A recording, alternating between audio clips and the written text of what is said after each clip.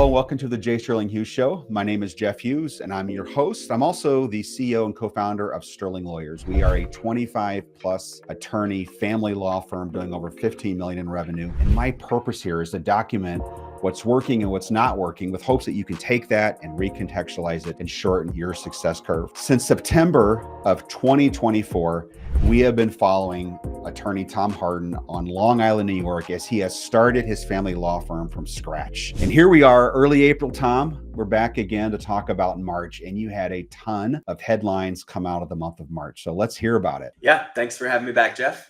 It was a good month in terms of top line revenue. It was my second highest month. Expenses have gone up a bit. As you know, I think we breached last time that I'm starting to work with a new marketing company, Rocket Clicks, that you are a co-owner of. And yeah, experience has been really great so far. I expect things to take off within a few months. But during that transition period, even though my top line revenue is going up, my bottom line revenue is actually going down.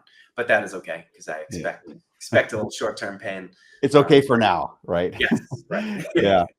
So now your numbers, you give us your numbers every month, and we also post them in our case studies tab of the website, jsterlinghughes.com. So if anyone is new to this, Tom has been very candid and transparent with his numbers, and those are all posted publicly for everyone to see. And so for the month of March, Tom, let's go to there. So start at top line and walk us through your results from the month. Sure. So top line revenue, $10,242.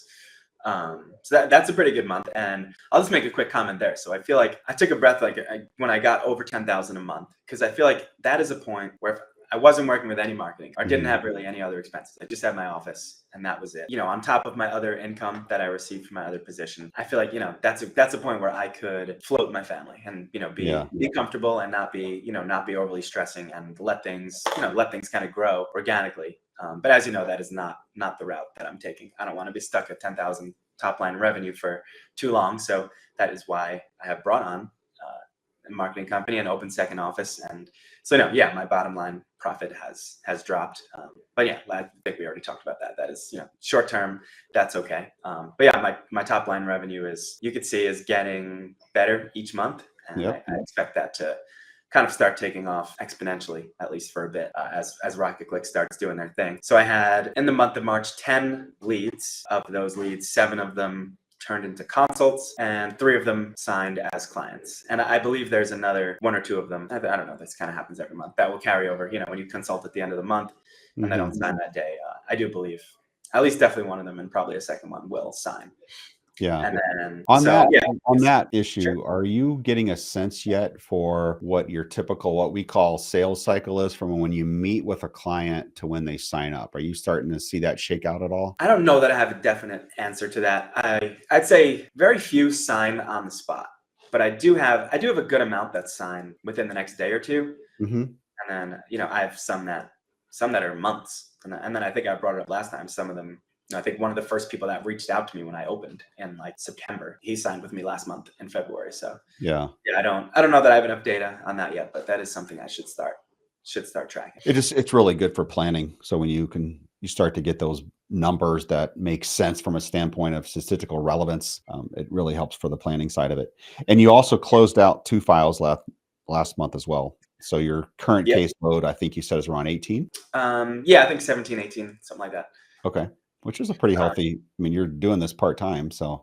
It is healthy. So I would say 5 or 6 of those are uncontested divorce cases. So they're not, those are not obviously big money cases. I'd say probably about 10 cases that are full scale divorce cases or full scale custody family court cases. Yeah. So yeah, those are probably, I don't know, I should probably start tracking those separate. Because I am doing the smaller value cases on flat fee payments, and then the larger scale I'm doing hourly for now. We've talked about this a lot. I do plan on switching to a fixed fee model, and the hesitation there is I'm already not signing as much work as I would like to every single month, and you've talked about yourself how fixed fee is a little bit harder to sell, right? So for me, if I'm getting 7 consults and 3 hires, I'm okay with that. Again, I think one will sign. So we'll call my, hiring rate from consults at, about 50%. I don't want that number to drop any more than that for now. Yeah. Once the number of consults shoots up, maybe I start taking some stabs at pitching some fixed fee and see how it goes. I think you're managing that tension really well. I mean, you're not being overly aggressive, but you're doing what you have to do to meet your obligations and keep the lights on and keep the flow of clients. Right now, I think you're getting more at bats is more important than you try to push fixed fee onto your firm. Yep, that's how because I think the more at bats you get, the more you can just sense those issues and be able to parse them out and put those into your quotes. If you don't have that to fall back on, it's really tough. Yeah, like I have one now that even going back, when I signed this case November, I probably would have quoted it low because it seemed like an easy one at the time, and it is still going on with no end in sight. So yeah, that's one I probably would have taken a beating on. Yeah, good thing you're already there. So your top line was 10,242, and what was your expense total? So my expenses, I'll break them down individually. Marketing expenses. So my expenses to Rocket Clicks it's going to be 12% of my top line revenue with a minimum of $3,500. So I'm still at that minimum right now. So paying Rocket Clicks $3,500 per month, and then my other expenses are listed as $3,300. So that's broken into Office 1, which is $1,200 a month.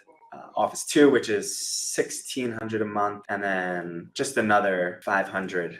Am I doing that math right? In like miscellaneous expenses. Yeah, that's right. So like, miscellaneous being like, Lexis, Nexus, Adobe, ChatGPT, stuff like that. About like a lot of little stuff.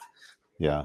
Yeah. Well, good. So outside of that, you had some other experiences over the month that you're evaluating. So you want to talk to the marketing opportunity you've got? Yeah. So I met with, been connecting kind of for a while with another attorney in the area. His name's Tom Tona. He runs Tona Law. He is a personal injury attorney on Long Island, and I know he's been around a long time. He's a killer lawyer, and he's looking to grow. And I think you've had him on the show, or you were on his show. Yeah, both actually. He has a great podcast too. He's a great interviewer too. So it's a lot of fun. Yeah, and he's exactly like you'd picture in person. He's a great guy. So we had lunch. All of energy, I bet you. Yeah.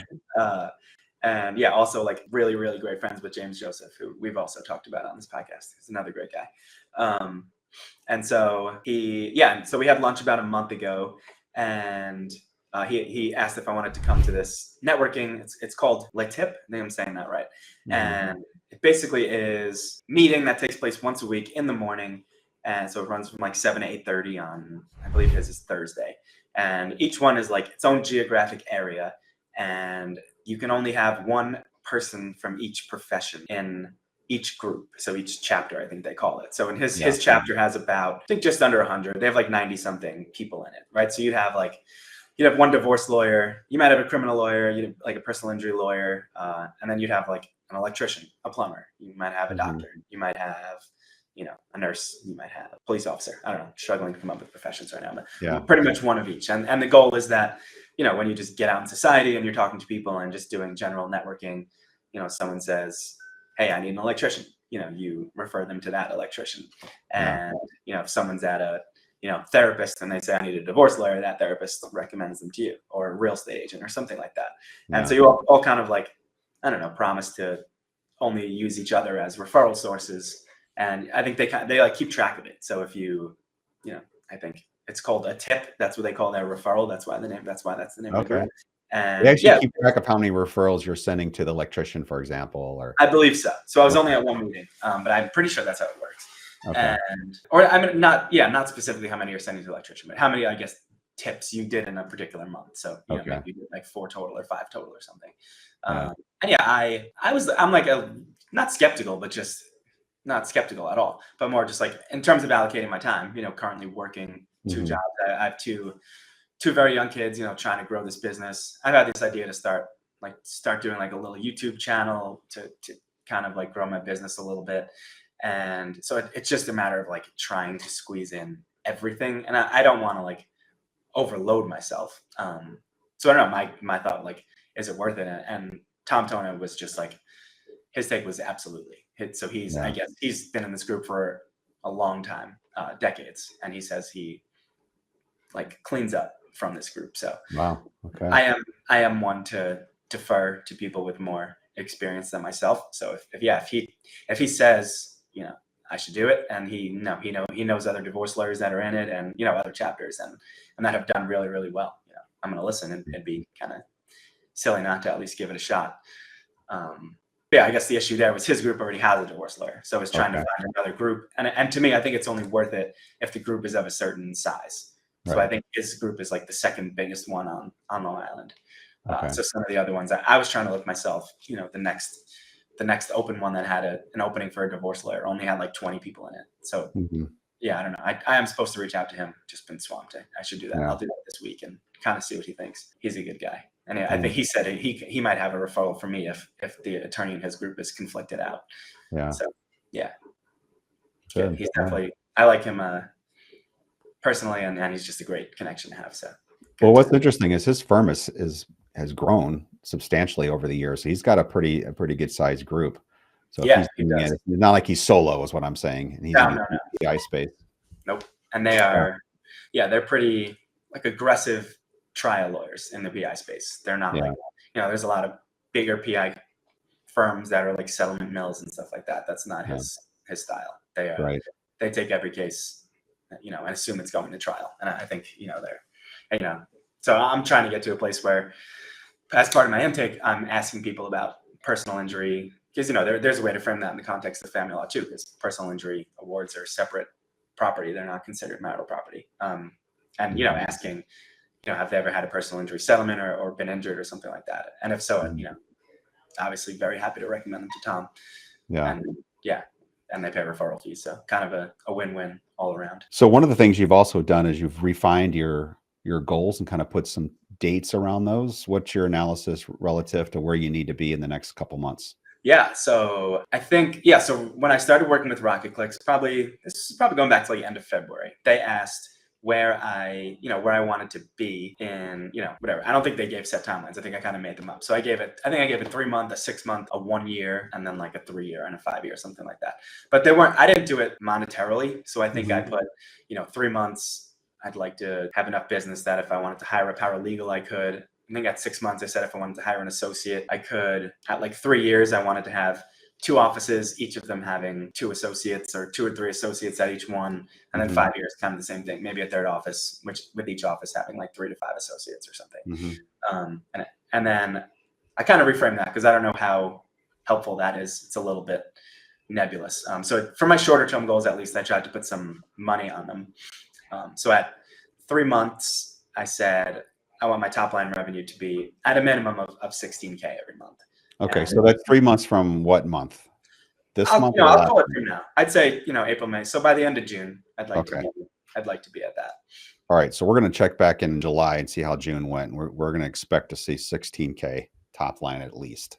Yeah, let's hope. All right, and then for the next monetary target was 30K a month, and I understand that's a big jump. But there's a reason I chose that number. So at 16K a month, I think between my 2 jobs, I would be very financially comfortable. And then at 30K a month is where I would feel comfortable enough taking the leap and leaving my other job or hiring an associate, either one of those things. And comfortable enough that, I have enough work to fully support either myself or an associate. So that's the reason for that number. And I chose 6 months for that. So that puts us in like the October timeframe. Yeah. So yeah, we'll see. And I think check in October and see if you're 30 for September. Yeah, that one seems a little more lofty, but shoot for it.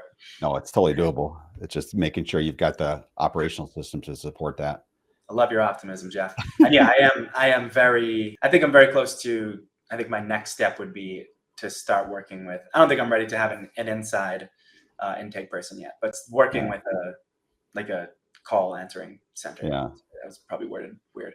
But you know what I mean? Someone answering the phone. I'm even thinking about doing it very soon, even though I'm not fully ready yet, because I am taking vacation with my kids in 3 weeks, and I would love to not be in charge of my phone.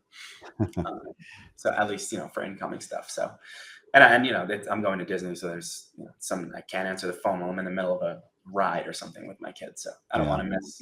Even more importantly than not wanting to answer the phone, I don't want to just miss a ton of stuff either. Right. So that even if it's whatever, a couple $100 a month, that's worth it. It is. And I have a company in mind. I know they're big on the island. I know two people that use them and they love them. Answering Legal is the company, but I'm going to ask Rocket Clicks, if they have a preference for somebody that they prefer working with. I'll go with them. I want everything to work as seamlessly as possible. So if they say they recommend one company and they work with them a lot, and then I'd go with that. Mm-hmm. I'm not particular about it, as long as they're answering the phone and kind of doing things the way I want to, then I don't really care who it is. Well, hello, Jeff here. My team and I put out a weekly newsletter designed for family law practitioners to help you grow and build your practice. So if you go to my website at jsterlinghughes.com, that's Hughes, that's jsterlinghughes.com, and subscribe, it would mean the world to me. And what I will do for you there is I will send you weekly content to help you build and grow your practice, as well as news and developments in the greater world of family law. Thank you. And back to the show. So how are things going with Rocket Clicks relative to them executing on the plan?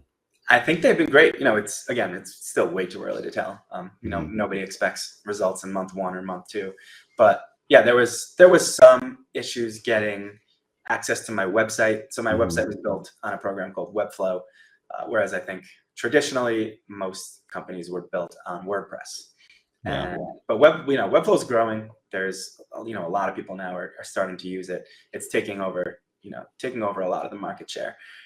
So there was, I guess, Rocket Clicks doesn't have, or they didn't, I should say, an administrative account where they can basically have access to unlimited accounts for Webflow. So they basically, there was a month or 4 to 6 weeks, something where they were not able to. They could access my website, but they couldn't make edits to my website. Okay. So that was the only minor frustration I had, and it wasn't totally their fault. But they wound up just buying. I think it's an enterprise account. That's what I'm going for, where they can have access to everyone's account. So I think they bought that, and then next day or that same day they had access to my account. So everything is smoothed out there. That just happened last week. So now they are available to make edits to my site, and I know in the background, they weren't just sitting around waiting to get access to my website. They were doing a lot on the, Google Business Profile front, and they set up call tracking numbers, and doing a lot of link building and kind of just building out a sitemap and stuff. So I think even though nothing was happening physically on the website, I think the ideas got fleshed out in that time period. So now that they have access, things should move pretty quickly. So one of the things, Tom, I've asked you to be really candid with our listeners here about your challenges, your growth, and all of the things that you're working through to build your firm. And that's the same thing applies to Rocket Clicks. I mean, for everyone's benefit to know this, I own part of Rocket Clicks, and it's important to me that they do well, but it's equally important to me that you just share the unvarnished truth today and as we go forward on your experiences with RC. So right now they're in your site and making the changes to your site mapping to make it conducive for multiple locations, I'm guessing. Yes, that's right. Okay. Yeah. Okay. And then so multiple locations and just building out. So the way my account was set up is it just had the Massapequa office, and there weren't service area pages. So I know that's something that they're working on doing as well. So there'll be as far as I understand it, a Massapequa. So that's my Nassau County office, and then my Suffolk County office. They'll each have major headers, and then underneath each of those will be list a bunch of neighborhoods within that we're going to be serving, and then specific content for each of those. I think that's how I understand that it works. On your answering issue, I would encourage you, that is not an area to cut any corners financially on. So quality is everything in that space. I don't have a name to give you, unfortunately. I think we've used multiple companies throughout the years. We answer all of our own calls now. We have an overflow, but I'm not sure who it is, to be honest with you. But I don't know Answering Legal at all. So I would definitely get their highest package and make sure you've got really competent people answering the phone, because that's your life.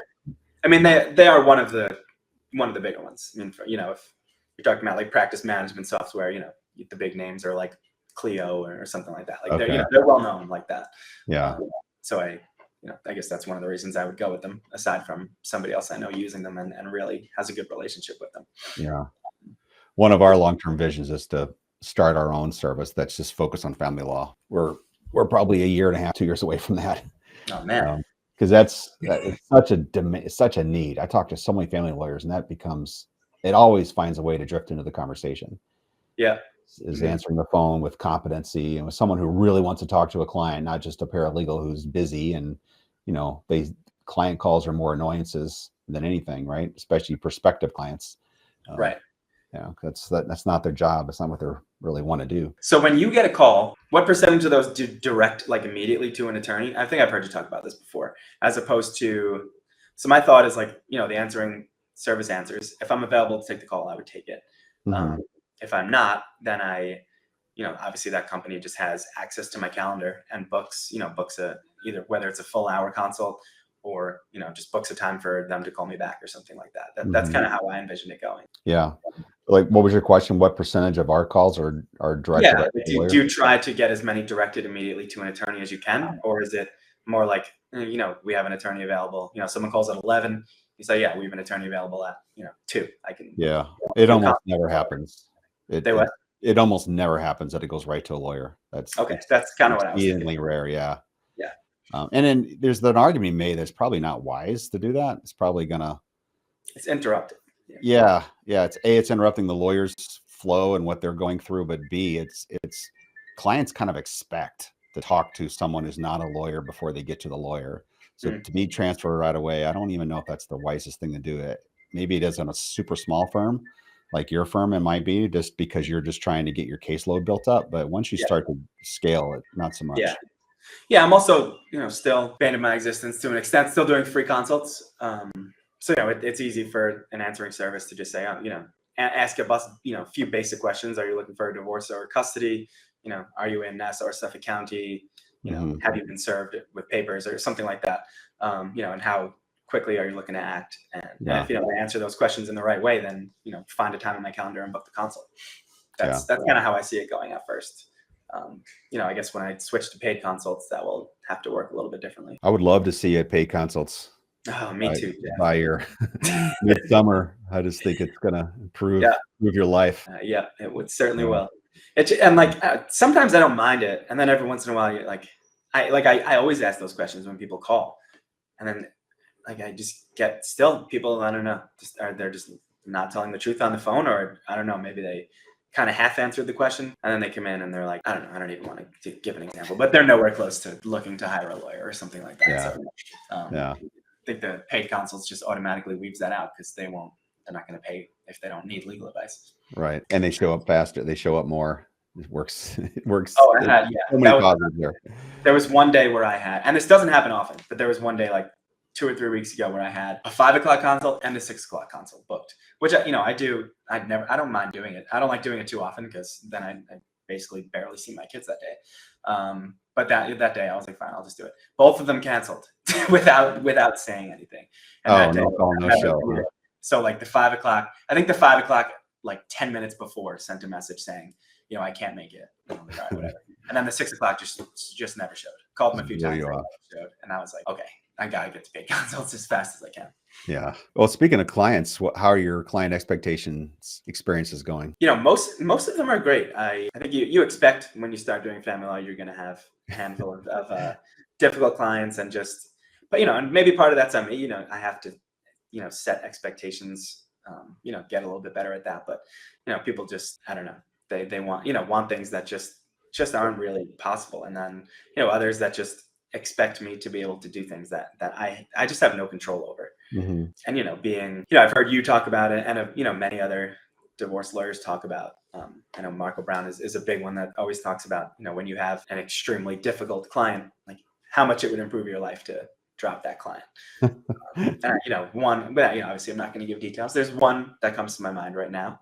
But the problem is this difficult client is also he pays all his bills and never disputes a bill, and and generally I think is a nice guy and has a good case. I think it's just not understanding the process, and kind of every time we speak, I could sense there's like frustration on his voice, and it's like directed at me, which I get it. I'm the lawyer. I don't expect to be given a free pass for everything, but there's I've tried to explain many times that there's just nothing that I can do about it, and and hard to describe without giving details that would give the case away. But I don't know. So that's just, yeah, something that needs to be worked on, which is how to deal with these clients. Again, it's family law. Not if I'm trying to get to a point where every single client is easy, I might as well give up now. That's never going to happen. But you do have to draw the line somewhere. That being said, Yeah. too. Yeah. So, There's definitely a line between sanity and just, being cooperative or, helpful with a client that's having a hard time and just wants to blame someone rather than deal with the reality of their life. yeah.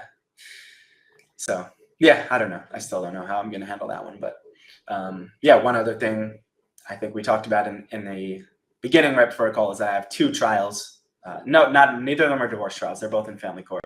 So Uh-huh. they're, I guess, smaller trials. One of them is a custody trial, and another one is just a child support trial. So Yeah. I do expect at this point both of them to go to trial. One of them might settle. Who knows? We'll see. But yeah, that's one of them. So I'm kind of coming up against a pretty tight time frame. So I don't know I don't know how to approach it. From a scheduling standpoint or from a client expectation management standpoint? Yeah, from a client management standpoint, like just not saying like I'm not at the point where I'm saying, hey, I don't want to represent you anymore. Like Mhm. it hasn't gotten to that point, but it is at a point where like if I'm going to continue representing you, we need to figure out how to communicate better. Mhm. And you know, just to let you know, your trial is still well over a month out. If indeed you're not happy with the way things are going, like explore other attorneys. It's not, again, I Yeah. think I have done everything I can to this point, but I don't want to get through trial and God forbid the custody decision doesn't go the way they want, and all the blame goes on me and my firm. And I don't think that that's the reality. But again, this is Mhm. probably one of the biggest or the biggest decisions of his life. And if in his mind he's not happy with the way things are going, then it's in his benefit to look Yeah. around. Yeah. I'm okay with that. Yeah. Getting to a point where you can set really, really solid expectations with your client. That's a really hard skill to develop in family law.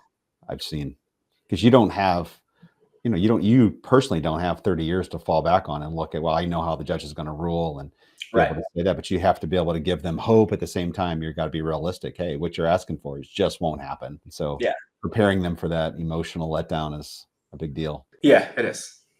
So I don't know. We'll see how that one goes. But yeah, few other interesting ones, issues that you don't even think are going to happen. They just happen. And I think Yeah. part of it is I think I need to start. My position is trying to be the more calm, level-headed party, but Hmm. that's just not always possible. And I have one case on my doorsteps right now where I just know have to kind of change that approach, and we just need to be more aggressive off the bat, because there's a lot that has happened, even though the case was just filed like a week ago. Yeah. And I know the opposing counsel, this is just one that is known to be wildly difficult and will just make demands that are just not even, in no world are they going to happen. But they don't care. Mhm. They'll take the case to trial, they'll collect their money, and they'll destroy the family if they have to. Yeah. I'm sure Wow. every market has a couple firms like that. And Oh yeah. again, I'm speaking on rumors, but I've not worked with this firm yet, but I've heard it from enough people that I'm pretty confident in saying that. Yeah. So Well, great. So good month top line, yeah, settling yeah. into your bottom line challenges there. So let's see how this month goes. Are you expecting, I mean, do you have a good, do you have consults set up for this month already, or where are you at there? I have one. So I have one set up. Again, I don't know, for some reason there was this push at the end of the month, so I did kind of a bunch of consults at the end of the month, and then like a couple early last week. So I have one. Yeah, I have one set up Wednesday this week. Yeah. And yeah, other than that, I do have a few that I did consults with last week.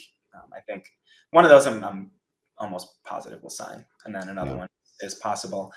And yeah, we'll see how we go. I'm at the point where if I can sign 2 or 3 quality cases a month, I'm I can hit that 16K number Yeah. without a problem. So No I doubt. think even though 3 hires last month looks, and it depends on the type of case. Like I know in February, looking back, I had 5 hires. I think 4 of those were uncontested divorce cases. So that's not going to get me where I need to be. I think I have Hmm. 3 signed in March. I think 2 of those, one of them is like full blown, like a little bit kind of a high asset divorce case, and there's multiple businesses, multiple properties. So, that one should collect some fees. And then there's, another custody case. And that's the other one I was just referring to where I think we're going to have, it's a divorce case, but I think we're going to pretty much immediately going to have to go to family court and do like orders of protection and stuff like that. So, oh, wow. Yeah, that should, even though I signed 5 in February and only 3 in March, you have to consider the type of cases too. Because I think, the 3 cases I signed in March will outvalue the 5 cases I signed in February. So, yeah. Well, I'm looking forward to seeing you in May and see how this month went. Yeah, Sam, thanks for having me, Jeff. Cool. I appreciate it. Thanks, Tom. See you in a month. All right. Bye. Bye.